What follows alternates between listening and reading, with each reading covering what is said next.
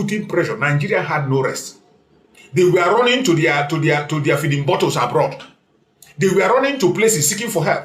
They approached many governments and many presidents until they got to this so-called criminals who were able to convince the Finnish authorities to do what they did.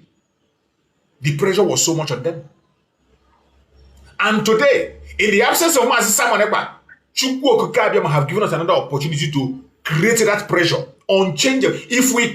If this is not just about Biafran people, it is not just about Biafra, it is about every indigenous person that cares about his life. Every indigenous person, if you care about your life, you must weigh in into this very thing because a lot is happening. It's an opportunity of a lifetime that will not miss again. For a very long time, nobody pays attention to the atrocities happening in Nigeria. The genocide is going on against indigenous people. More especially the Christians. Nobody was paying attention. But eventually, today, we can see that that very issue is in the front line. And we will not allow them to bring it down. We will not allow them to play it down. We will not allow them to trash it. This is a very great opportunity. That is why this 20th, it is very, very critical that many observers are going to be on the ground to see things for themselves. They will be on the ground to see things. You know, these people are very good in denying. They commit a crime, the next minute they deny it. They are very good in denial. So every one of us must stand strong. Don't lose your focus. Don't you ever lose your focus. Every one of us, we must continue to pay attention. Pay close attention to every single thing that is going to happen. And I bet you, at the end of the day, you will be glad of what the result is going to be. Bro Maxwell, are you there? Are you there, Bro Maxwell? I think Bro Maxwell is battling with his network. He has not been able to speak. He's battling with his network. So, when we are talking about the wickedness of these very people, I want to read out what Mark Arnold wrote on his own platform. The person that Mrono Omokri went to use to blackmail. I'm going to play the video, but before I play the video, some of us will not be able to hear what he will say. So I'm going to read out what he put on his own handle, X handle. Mike Arnold himself, in his own X handle, and it was shared by Aloy Jimako. And I want us to see and hear what that man wrote, for you to know how evil and the kind of people you have in that zoo, why you must not have anything to do with them. And the man wrote, let me read first, my brother Christian. The man wrote, he said, the truth about Reno Omokri is sad. That is how the man started. The truth about Reno Omokri is sad. I have seen it up close last year on his birthday safari in Kenya. He stayed at my home in Texas. Mostly recently, he hosted me in Abuja. Reno doesn't lie like most liars. He lies calm, cool, constant, up close. He reptilian, chilling, soulless yet so charming. Jesus. This is how he described Reno Omokri. He said, once he posted a video flaunting luxury cars, claiming they were his. Two belonged to a friend of mine. Reno visited, rode in them, filmed them, and claimed ownership. A total fabrication. I stayed quiet then, but started watching closely. On my recent fact-finding trip about Nigerian persecution crisis, he promised meeting with Tinubu, NSA Ribadu, and the Sultan of Sokoto. Can you not put it on the screen for others to see? I don't know whether if it will be bold enough for people to be able to read it out. Let me see. Let me see. Let me put it on the screen even while I read it. Yeah. Let me put it on the screen. Yeah, that's it on the screen. Yeah. I hope you can see it on the screen. No, it's little, but it's okay at least. Yeah. For people, yeah. At least when you see the X handle of the guy is verified, Mark Arnold. Exactly. A verified X handle, Mark Arnold. So I continue. He said, Rono doesn't lie like most liars.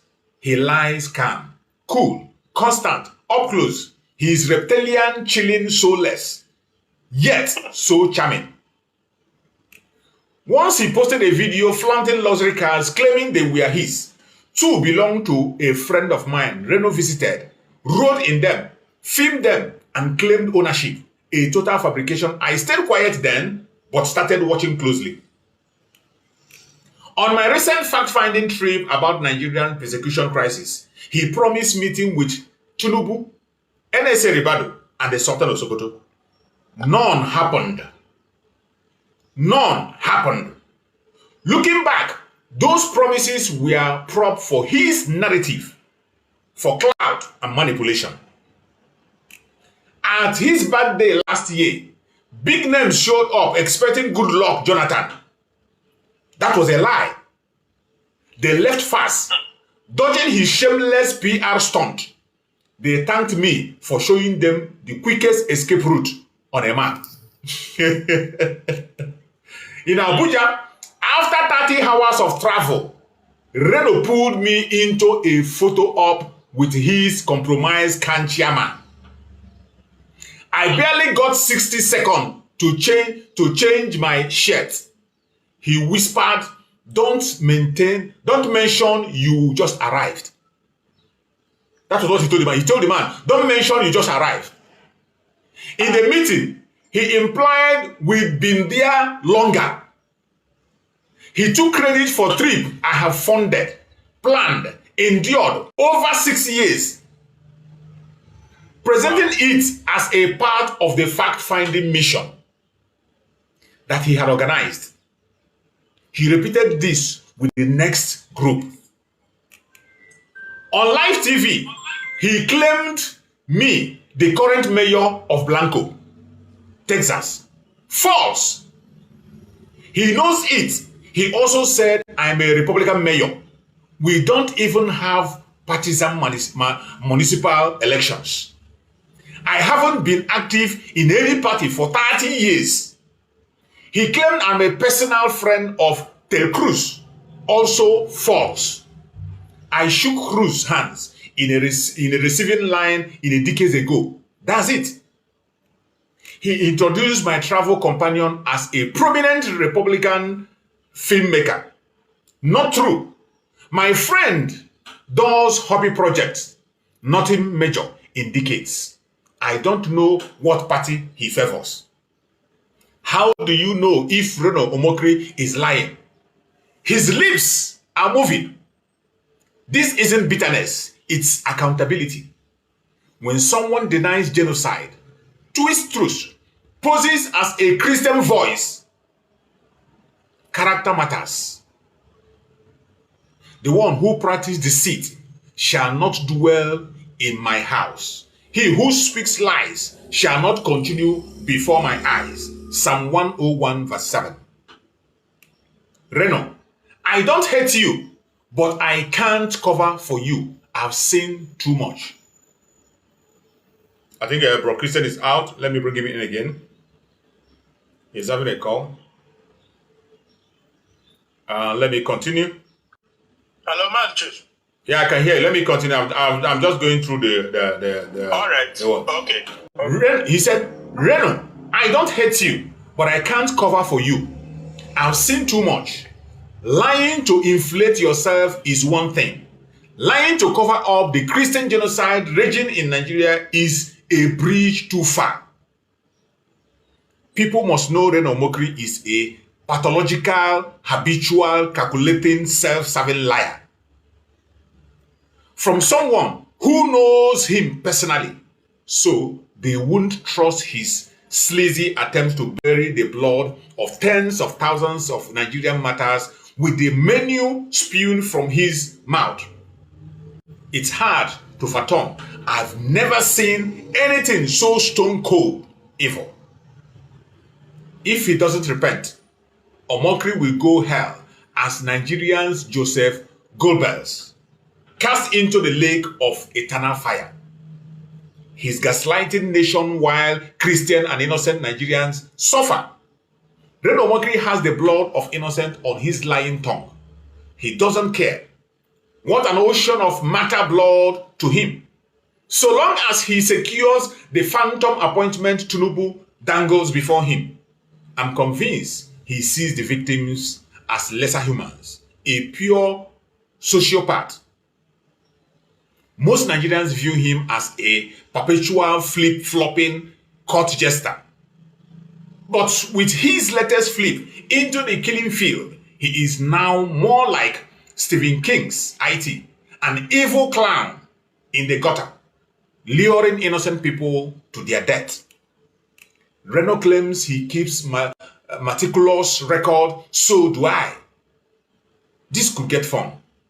By the way, his grand plan is to run for vice president under NSA Ribadu. I almost hope it happened. Nigerian worldwide, from the highest to the lowest, revile him as a self-deluded tool, an emasculated, narcissistic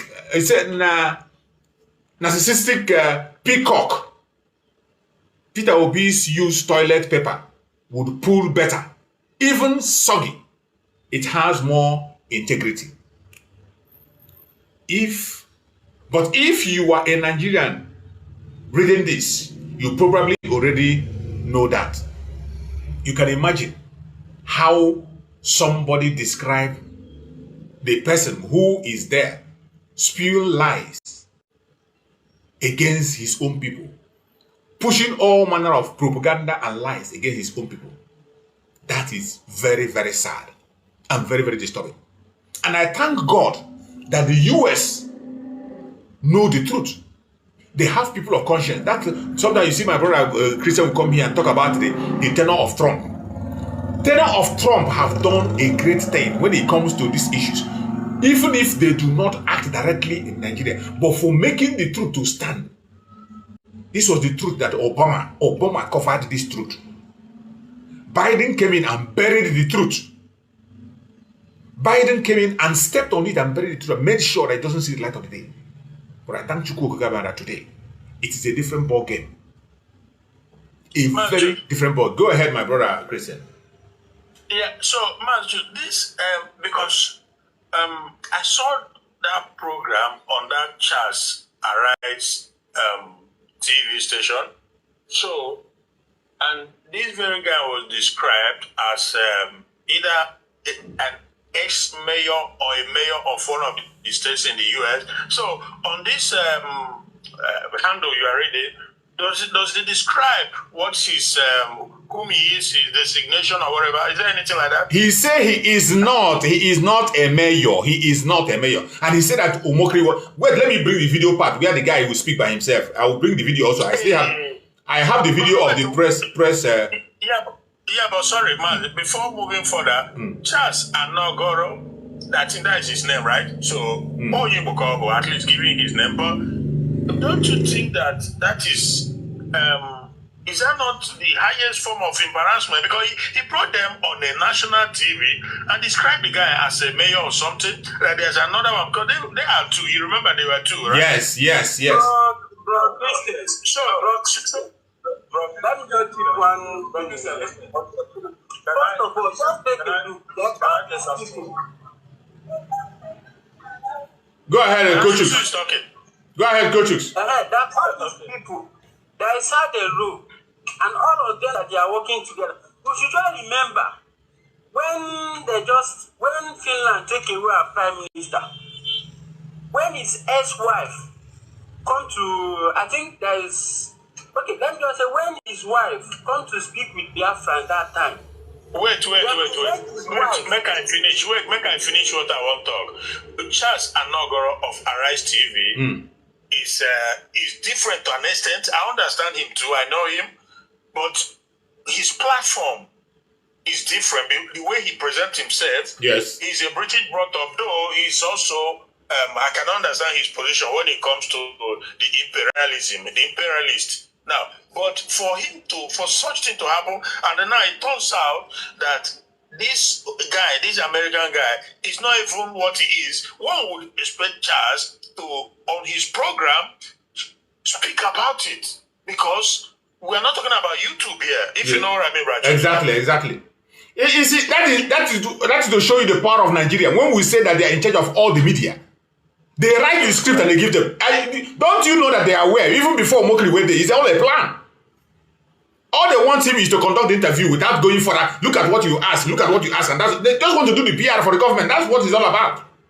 Yeah, so but what happened is the integrity of Charles. Exactly. I understand you. Yes. His integrity is not just being undermined, but he's losing it completely. Because his program, I followed Charles for many, many years on that program. You know. So anyway, we see to that. Thanks so much. You see. Can I come? Go ahead, Mas. Go ahead, bro, Mas. I've been calling on you. I think your network wasn't okay. Go ahead. Okay. Yes. You see, Mr. Charles, I listened. I wanted to send the video to you yesterday. You know, after the day they came, that was the day Charles had the opportunity to interview. He's a retired mayor. A retired mayor. I'm going to play his video this thing. Go ahead. Yes. He's a retired and another one was Jeff Sims. And from also the retired mayor, you said, right? Yes, it's a small county in Texas, in Eastern Texas.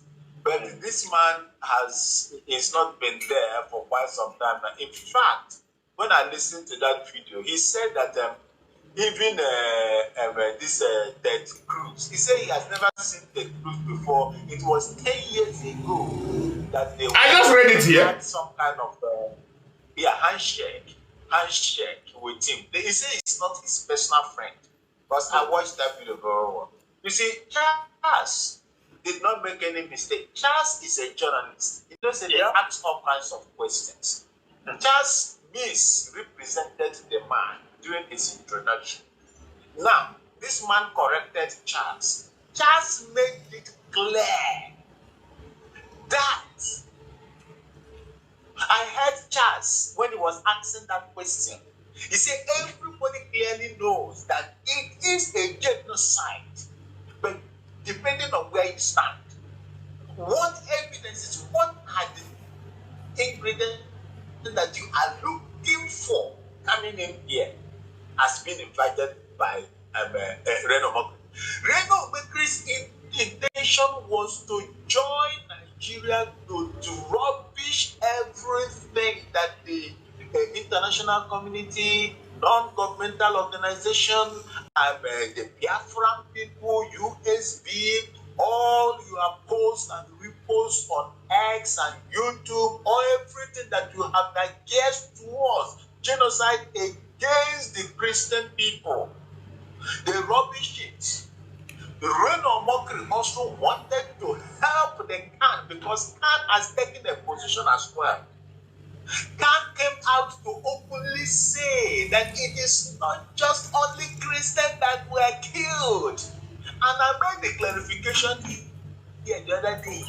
I said there are Muslims that do not support extremist view of Lakurawa, armed Fulani headers, Boko Haram, ISIS, West Africa, ISWAP, and the rest of them. And the other one, Mahmuda, and the recent one now that just sprang up in Nasarawa. There is another one that has come up now, another terrorist group.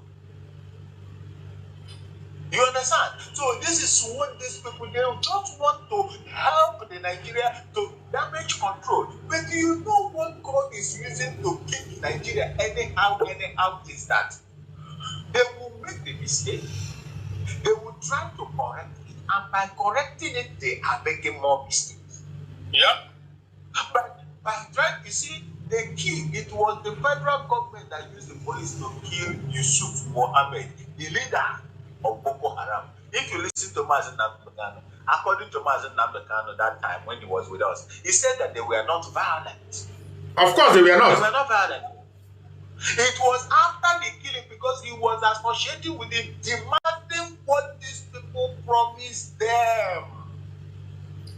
They could not do it, fulfill their own side of the bargain.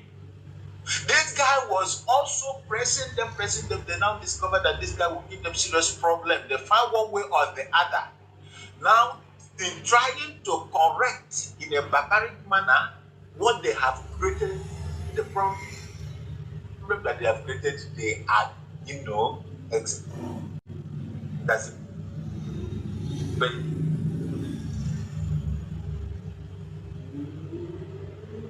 we lost the whole thing. That was what happened. So this man's final. Yeah, can you hear me? Go ahead, we can hear you. It's breaking up. Go ahead. Go ahead, we can hear you. It's breaking up. Go ahead. Oh, okay. Yes. Okay. Yesterday, when Mike Arnold was giving the final presser, he requested for all the media and television stations, journalists that are there that will help.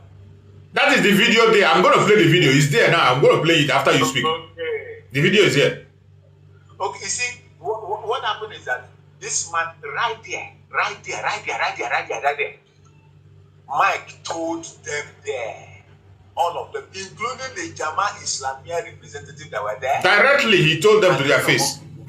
Yeah.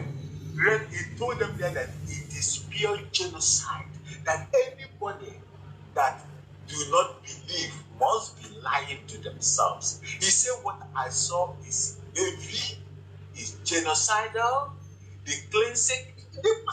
I said, mockery, was just dumbfounded. That is, he was disgraced completely. The sea swallowed him completely. He was disgraced. He won't try God. He couldn't say anything. Shameless idiot. He couldn't say anything. Very shameless man. He could not say anything. Buhari go sack him after this one. Tinubu go sack him. Tinubu will sack him after this one. Jesus Christ. He couldn't say anything. He was disgraced. This explained Mazi Nnamdi. Remind me if I make mistake. The prophet of Balaam, right? Is it Baal? Yeah. That was sent to go and curse. The man went there and started blessing. Blessing, yeah. That's exactly what Mokri wanted Mike Arnold to do. He thought he's smart. He wanted to use the guy, as they always do with the Republicans, with the Democrats. Democrats.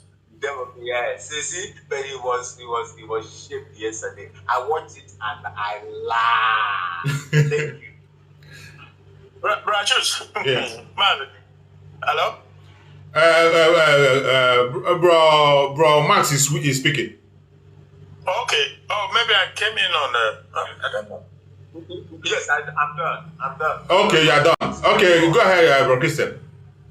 Yeah, so obviously, just like Brachus just said, it's like those that God has condemned already to destruction, so they will continue to make mistake. Because if he has gone to, normally maybe would have taken a Democrat, yes, and bribe him, because this guy now, who is a Republican, mayor, let's say if he was a compromised individual, a corrupt individual, I'm sure if they drop who knows, maybe $500,000 or some $100,000 of dollars, yeah, he could just come and, but he also know that there's a lot is at stake, because the Republican government, the Congress, controlled by the Republicans, they have a vested interest in what is going on in Nigeria.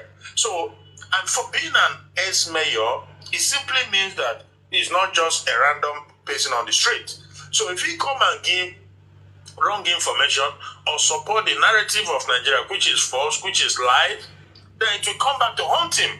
Because the current administration of the United States, they have eye on what is happening. Their eyes is there on what is happening. So he did well not to get compromised. They could have now. But on the part of Reno Mokri, based off of what this man just said, I've always known that Reno Mokri is a diabolical individual. But now it's a confirmation to every Nigerian that Reno Mokri is a pathological liar. That is, When they say that somebody is pathological liar, it simply means that Even if he tell you say rain dey fall, you have to open window to see say rain dey fall. A reptilian pathological liar.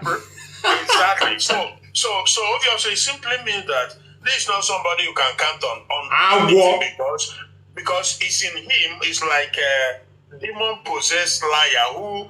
I have a friend when I was in the Netherlands. I had a friend like that, whom is known by everybody that if he tell you good morning, don't believe it until you see that it's morning. He can't help himself. That is how that my guy is, you know. So I think Reno Mokri, he has so exposed himself now. This thing has to be, I don't know, he said he's on Twitter or his handle. This thing has to be known to Nigeria that you are, you know, Reno Mokri, you are dealing with a guy who is reptilian, meaning reptilian is somebody who is unstable, is unsteady, he changes like chameleon, and he lies. So that is what, you see the word the guy used there.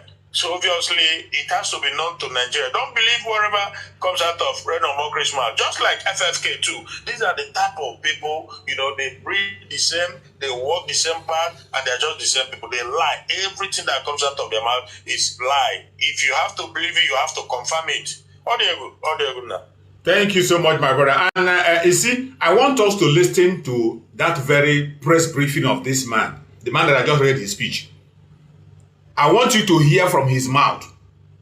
Because when you listen to the press briefing, he even said that he is not partisan to anywhere. He's an independent force finder. He's not partisan. That's what he said. Okay. He doesn't belong anywhere. So I want us to hear from him. Let us hear the press briefing after the so-called drama. Let us hear from him. Okay. And you will watch for yourself and see how this Reno Ogri, in his presence, so even when you look the countenance of the man, we don't say this man don't send anybody. Yeah. Let us listen to this. It's very interesting. Let us listen to this. Ladies and gentlemen of the press, and we have here some Americans on a fact-finding mission, and I'll introduce them. This is Mayor Mike Arnold, Republican elected mayor of the city of Blanco. Did you see how he introduced him? He called this man a mayor, a Republican mayor. He didn't even put S, mayor. He didn't put S. And that is to show you how mischievous he is. The man is going to debunk every nonsense he's saying there. Just watch. Very, just watch it. Let's watch it. Sorry, he deliberately phrased it like that. Deliberately. And the man is going to debunk it in his presence here. Let us watch. Go. Yeah, you know why he phrased it like that? So as to show that this is a current Republican mayor who has the ear and the confidence of Donald Trump. Exactly. So let's watch, like you said. Exactly. Ladies and gentlemen of the press, and we have here some Americans on a fact-finding mission, and I'll introduce them. This is Mayor Mike Arnold, Republican elected mayor of the city of Blanco in Texas, and this is Jeff Gibbs, filmmaker, prominent filmmaker from the U.S., and beside me I have the Secretary General of Jamaatul Nasrul Islam, and he's going to introduce himself. Sir? Well, good afternoon. My name is Professor Khalid Abubakar. I'm the Secretary General of JNI National Headquarters, Nigeria. You might be wondering why is Khan not here? We did meet with Khan. The fact finders met with Khan before they met with JNI, and that it was important to Liar. And they had a fruitful conversation. So if any of you have read Today's This Day, on the front page of Today's This Day, you're going to see the deliberations. And so they've met with Khan, they've met with JNI, they've met with other persons, they've also been to IDP camps, and Mayor Mike and Jeff Gibbs have been around this country. Now, the thing is, when all of this information about Christian genocide in Nigeria began, actually the first mention of that started on September 26th. And I just reached out because the feeling back home is that it was an agenda against Nigeria, it was propaganda against Nigeria, it was to undermine Nigeria. But I just felt that the people who were saying these things, they meant well. And the reason why they were saying it is because they did not have the right information. And so before they came here, the fact finders actually briefed Senator Ted Cruz and Congressman Chip Roy, And when they go back, they'll be taking the truth to the American policymakers. Now, without further ado, I'm going to hand over the mic to Mayor Mike Arnold, who's going to address you on their findings so far. Give him, make it debunk your lie. Jeff will also speak, and then we'll take some questions. Thank you. Thank you for being here. This is a very important time. I am curious, if you're a journalist or a reporter or media person, can you raise your hand just so I know who's... All right, very good. Thank you so much. I do want to give a clarification on a couple things. I've been a little bit rushed. I'm Mayor Mike Arnold, like Goodluck Jonathan is President Goodluck Jonathan. I completed my term a few months ago. I'm not the current seated mayor of the city of Blanco. I just didn't want any misunderstanding there. Mm-hmm. You see? I completely, he cleared it. I'm a personal friend of Ted Cruz. I met him once about 10 years ago when I at an event, and he was going down the line, and I shook his hand. So I know people in his office, but I'm not a personal friend. Also, and while I may tend to vote for Republican candidates, I haven't been involved in a political party in about 30 years. I'm really not a political. Did you hear that? The mayor's job for my town in Texas, like a lot of towns, is not a partisan position. Nobody knows what party. It's a small town, and we fix roads and did you hear that? Parades and things like that. So just wanted to clarify those things. I'm not a politician. I have a little family construction company that for my livelihood. I am not beholden to any political party here or there. Thank you. I'm an independent voice, and I just wanted to make sure absolutely that's established. I want to also state briefly why I'm here. People ask, why does this American come over here and say these things? My first trip to Nigeria, this is my 16th trip to Nigeria. My first was in 2010, and I was accompanied a fellow who became my papa, my mentor, Professor John Ofebu. He lived in the United States, but he was a very proud Nigerian. He loved this country. He gave his life for this country. And in fact, this will shock most Nigerians. He was offered U.S. citizenship on multiple occasions, and he always turned it down. Professor John Ofebu. Any Nigerians that would do that, I know people that would kill for that, but to turn it down because he didn't want any split loyalties. He lived in, and he passed away about 11 years ago as a proud Nigerian. We crisscrossed this country over several years together, and I grew to love the country too, and the people, and have great hope for it. I consider this my second home. And before he passed, he prayerfully put his mantle on me, and I endeavored since then to be a good steward of that, to steward his legacy. He was the founder of the International Coalition of Reconcilers, Unity for Africa. He was a man of unity, a man of peace, who loved this country, and I love this country too. It's my second home. Speaking of home, I do want to say this. I would love to, I want to be here longer. I would love to meet everybody and talk and answer questions and all that. When we were preparing to depart to come here, I was notified my 4-year-old grandson, Parker, was rushed to the hospital. He had been having an ailment for quite a while, fever, trouble eating, and they did every kind of test imaginable for over a week, and they finally determined it was an advanced infection, and he was admitted to the hospital, I'm thankful that we were able to get return tickets. I need to be back there with my family, so we're leaving actually today. Our flight leaves, and so my regrets. I'm just thankful that we were able to get this done. This is very important. One other thing, when I was invited on this, I sent a message that said, what is expected of me? And the answer was, message back, just tell the truth. And so that's what I'm here to do. It's not an easy thing. I told my host that probably lose some friends today. I know this is a very contentious and divisive issue. A lot of on both sides. And I appreciate the freedom of the assignment, but it's a heavy weight. Truth. What is truth? It's an accurate an assertion of reality. It's an accurate picture of reality. That's what truth is. What is real? What is really there? That's what truth is. And truth is the only thing, ultimately, that's sustainable. It's the only thing that can bring us together. If one side or anybody has built anything or advanced anything that's not firmly on the truth, it simply can't last. And so I've been very careful. I've been very precise ever since I got invited pretty much full-time late into the night. I've been researching, talking to experts, spent considerable time, retired U.S. ambassador friend of mine, a long-time international human rights attorney, journalists, and others, because the truth is important. And I can't say, nobody can say that what they're going to speak or present is 100% truth, but it's the very best I could do. It is very well validated and backed up and supported, documented.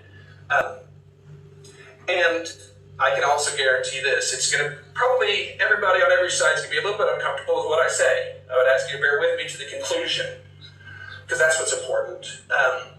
There have been, I believe, misunderstandings, misconceptions, miscommunications, and agendas on every side of this. And I've attempted to throw those out the window and just focus on the facts. So if anybody's a little uncomfortable, just bear with me. I think it's equally uncomfortable because that's what the truth is, right? I mean, it should be, but it should be good sense of discomfort as we all hopefully get more grounded in the reality and the truth. And I've typed up my remarks. I think we got copies for the journalists. It's a formal statement on widespread violence and displacement in Nigeria. One of the contributors that's listed is U.S. Ambassador Louis Luck. Spent considerable time, and he's done a lot of work. He was an ambassador to Swaziland. He was also the #1 person in charge of rebuilding Iraq after the war, #1 guy in charge of rebuilding Haiti after the earthquake, and former board member of the World Food Program. So he has stature. He's put his name on here. There are other experts that value their privacy in this day of social media, but if any journalist wants to dig deeper, I'd be happy to make personal connections with any of my sources, so you can, if you don't trust me, maybe you can do your own digging. That's what I encourage everybody to do. Don't ever take anybody's word for anything. Exactly. Don't ever, specifically, if it's in the Nigerian newspapers, no offense to anybody, but there's oftentimes twists and turns there that don't line up with raw reality. truth. Tell them. Do your own homework, do your own research, search your own soul. And always seek the truth, because that's what's sustainable and that's what always wins. The truth always wins. I'm going to start, I'm just going to read it because it is important. Like I said, it's verbatim in the document that will be distributed. It's also posted up, will be posted online, so anybody can read this. But I'm going to read it because I don't want to make any mistakes. I don't want to deviate. Purpose and credentials. My name is Mike Arnold. I recently served as the elected mayor of the city of Blanco, Texas. I first visited Nigeria in 2010 as a board member of Unity for Africa. Since then, I've made 15 trips to Nigeria, including 6 extended investigative missions since 2019. I founded Africa Rise and International and Africa Rise USA in 2019, along with my covenant brother, Pastor Jed DeGrace. I have frequently been quoted in top newspapers and TV news broadcasts here, and a couple viral videos too. I've never extracted anything from Nigeria. I've never taken anything home but souvenirs and small gifts. My closest and most trusted friends are native Nigerians. I come only to give, serve, and stand with the people and nation I dearly love as my second home.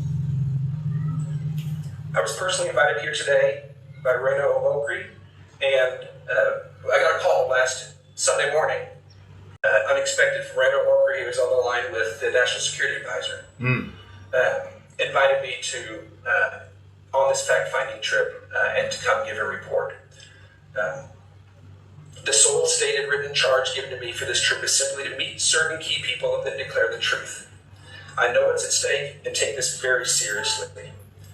While my plane ticket and accommodations have been paid for, I have not asked for, been offered, nor received any compensation or promise of compensation for this, and no duress either. I've been given freedom. I'm not connected in any way or compensated by the U.S. government. And I don't advocate any policy. I'm not reporting for them. I'm not speaking for them, and I'm not advocating any policy. Exactly. That's not my role here. I'm here independently, and this statement is made without coercion or inducement of any kind. I also note that numerous top U.S. officials have been briefed and are personally aware of my being here, the purpose of my trip, and my specific itinerary and expected return date. At their request, I'm providing updates as to my status. These include, but are not limited to, Senator from the state of Texas, my state, Ted Cruz, and Congressman Chip Roy, the White House, U.S. State Department and acting ambassador, as well as a Pulitzer Prize-winning journalist from the New York Times and their international editor. So a lot of people are waiting for this. Also note that as I present this statement, it's being simultaneously distributed not only to these people who are awaiting it, but also posted online for all to access. This statement is my formal account and analysis of facts, findings, and first-hand documentation of widespread claims of widespread violence, displacement, and atrocity crimes in Nigeria, primarily directed against Christian populations in the North and Middle Belt claims, and whether this rises to the level of genocide. Let me just pause there. This is heavy. This is serious. It's not something to play word games with. It's addressed to journalists, international observers, human rights bodies, and policymakers in the United States and abroad. We've traveled to cities, villages, and remote encampments from Bokos, Jos, and Gwoza to Abuja, Lagos, Port Harcourt, Puma, Okoko, been all over in these last 6 years. I've interviewed governors, cabinet ministers, traditional rulers, 2 former presidents of high standing, and others. I have met orphans whose parents were hacked to death. I've helped them. I've built schools in internally displaced persons, IDP camps, and documented over 80 hours of filmed testimony and evidence at great personal risk, soon to be released on our documentary film, Me and Miss Hannah. My findings carry the weight of direct personal experience. Nigeria in 2010, a nation at peace. In 2010, Nigeria was a beacon of rising prosperity and religious tolerance, often cited as the only country where radical Islam was being pushed back. Attacks were rare and sparked national outrage. Recognized IDPs were effectively zero, with only minimal displacement from localized communal conflicts. A stark contrast to the crisis that followed, marked by a 1,200% surge in IDPs the very next year, 2011, due to Boko Haram's escalation. The prior absence of displacement crisis is both verifiable and damning, because today there's not an accurate count, because I know we have schools and camps that the governments of the world, including Nigeria, deny exist. So the quoted figures of 3 to 4 million internally displaced people is clearly low, and I've heard numbers as many as, in fact, the first time we talked, you said 9 million.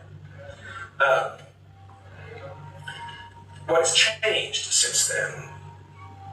By 2014, Nigeria's stability was shattered. Foreign meddling, including U.S. involvement, played a pivotal role in the 2015 election, enabling regime change that emboldened actors who ignored or enabled extremist violence. High-placed eyewitness testimony confirms this interference, with firms like Cambridge Analytica further skewing the political landscape. Yeah. Radical jihadist elements fueled by foreign fighters from Libya and Sahel, post-2011 Arab Spring, many who say they were invited, not invaded at that stage, flooded into Nigeria, amplifying Boko Haram and ISWAP. Today, over 4 million Nigerians are displaced, very conservative estimate. That's based on, in part on my work in hidden camps, and officials who label these IDPs officially as criminals or vagrants. I'm going to pause there for 1 second to make this point, because it's very clear that Nigerians understand this.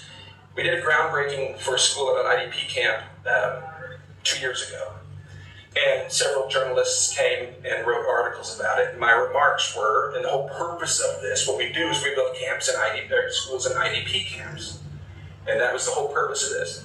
The news report said that we built schools in rural communities, took out the whole idea of IDPs.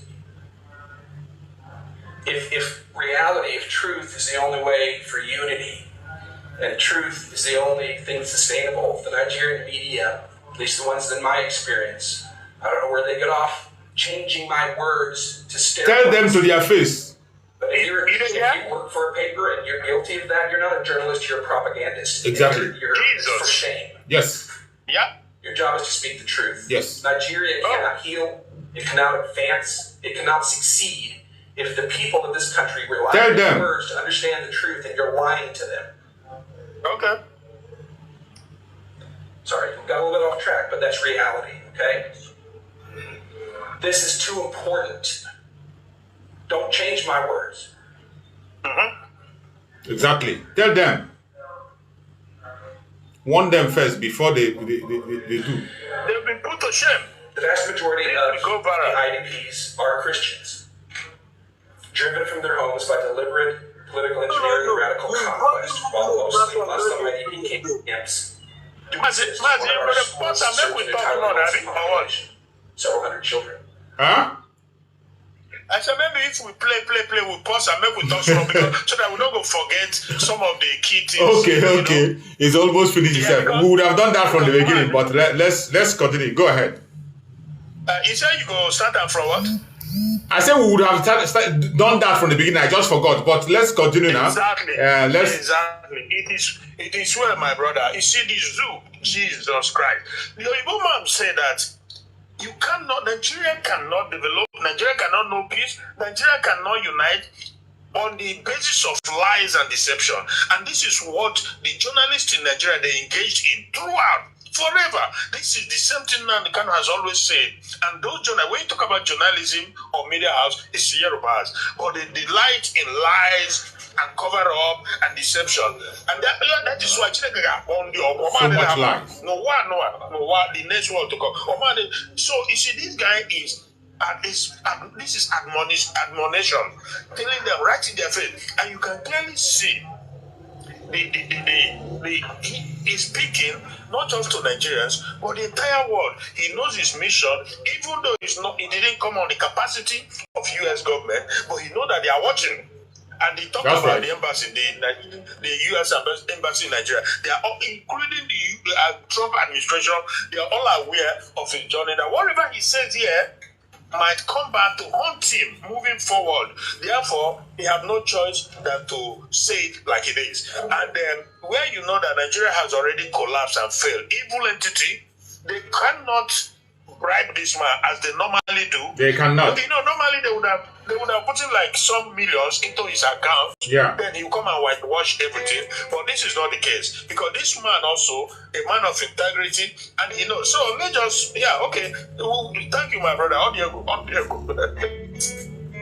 I love that part where he was calling out the media in point blank. Yeah. He told them to their face. He first of all asked if there is any media here, and they raised their hand, and now he began to tell them. He warned, don't change my word. Report it the way I said it. Don't change it. And this is what they have been doing again and again. Yeah. Lying. I thank God. I thank God for this man. And Reno Mockery is there. That is his abominable spirit. You know that he has look at He be like say make the ground open, make he swallow him. He can't even move at all.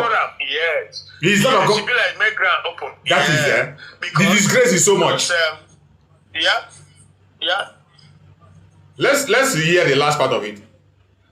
Okay. Our team's fieldwork. Since 2019, our team has conducted relentless frontline research at great personal risk.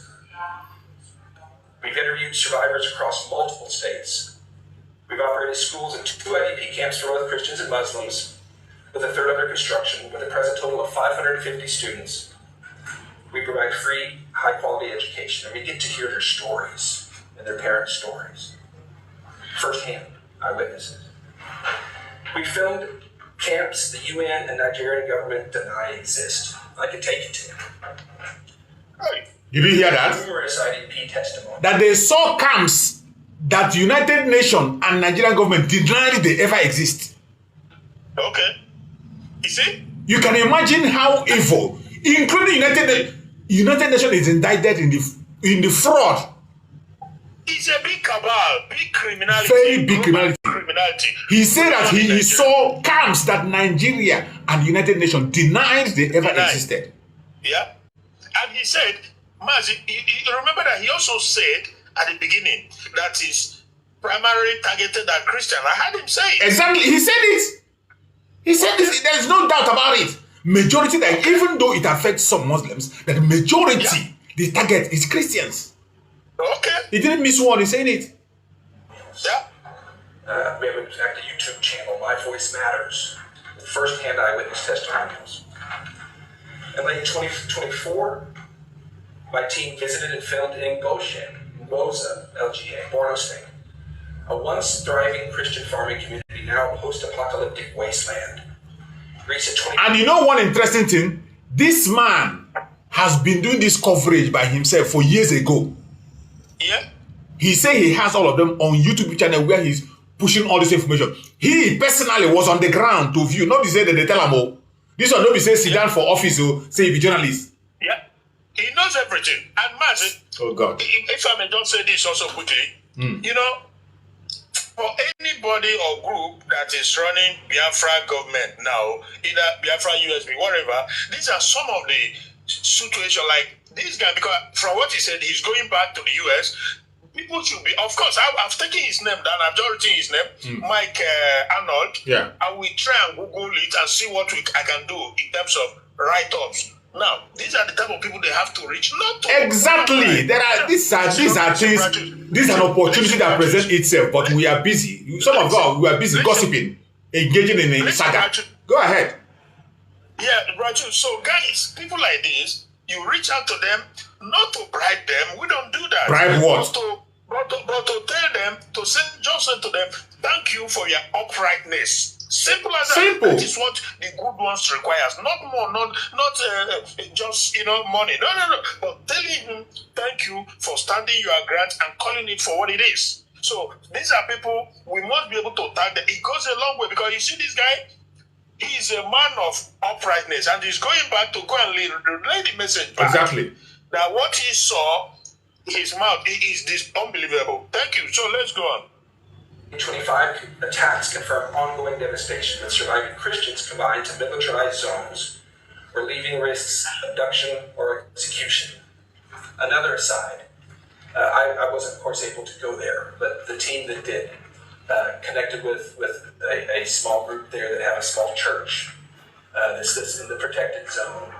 And it was not long afterwards we got sent around about a Bogo Haram video with members of this church having their heads cut off with dull axes. Okay? Those were our friends.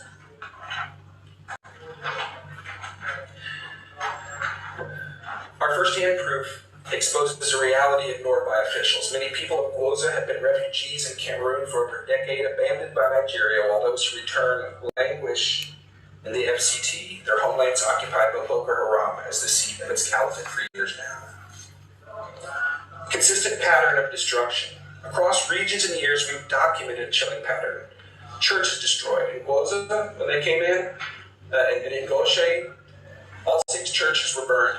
No mosques were burned. Christian homes torched, jihadists resettled and captured lands. Authorities deny or excuse the attacks, while some Muslim resisting extremism are targeted. Absolutely. The peaceful Muslims are targeted.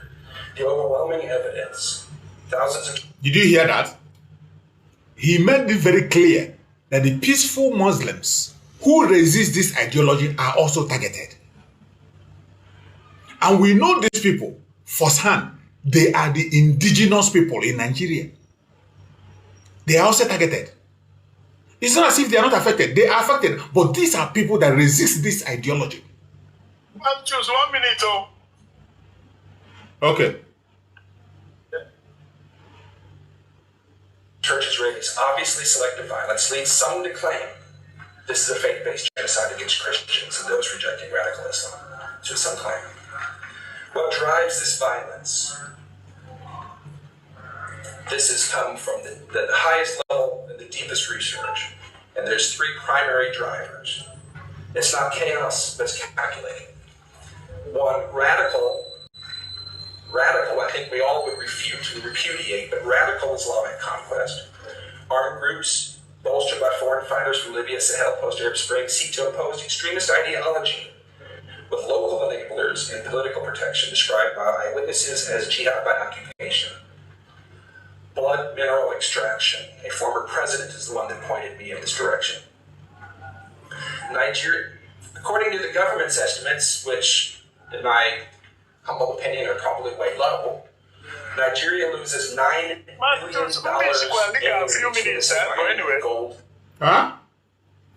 I missed it for a few minutes because I was attending to something. There was nothing. He's just explaining how the whole genocide is happening to confirm it. And he also confirmed that it affects some Muslims. But these are the Muslims who are against the fundamentalism. Exactly. There are few of them are involved. That it's not just that they're affected. Those of them who do not support this their jihadist idea, that they attack them also and they take them out. So that was just what he added, and he expatiated on it. Yeah, but primarily their target is to take out Christians. Yes. Yeah, good. Tin and lithium. Oftentimes, these communities that are wiped out, you go back not long after, and there's mounds of dirt from the strip mining. $9 billion a year, and again, the government's estimates, with a significant portion estimated to be 10% funding violence and corruption. That's $900 million a year, at least, that's funding the violence and corruption that does this.